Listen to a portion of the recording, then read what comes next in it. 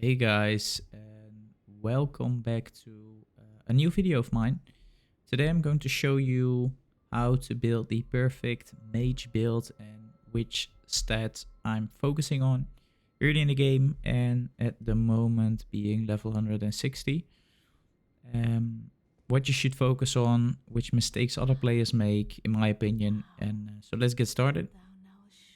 I'm actually going to use a larval tear to get a rebirth at Renalla to show you which stats to focus on.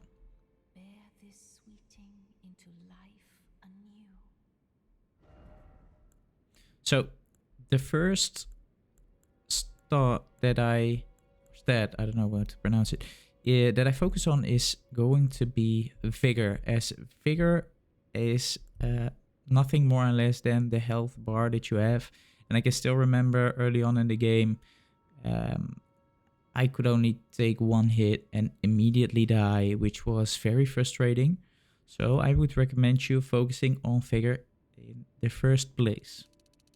So I'm going to set it back to 45, which I have right now. And then the second stat I am focusing on is going to be Mind. And Mind is the amount of FP that you have, which is useful to cast spells.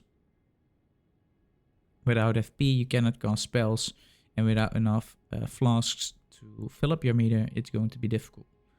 Then the third stat, which is really important, is the Intelligence one. This one determines whether how strong your magic is and how much damage you can deal casting your spells. Really important. I would suggest going to 40 as soon as possible.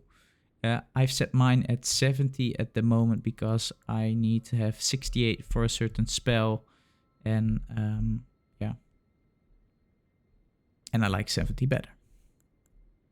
Then the last stat that is really important when becoming a strong mage build is endurance. And the reason why is because you can have as much FP as you want, but without stamina, you're still not being able to cast all the spells that you want, and you want to be quickly.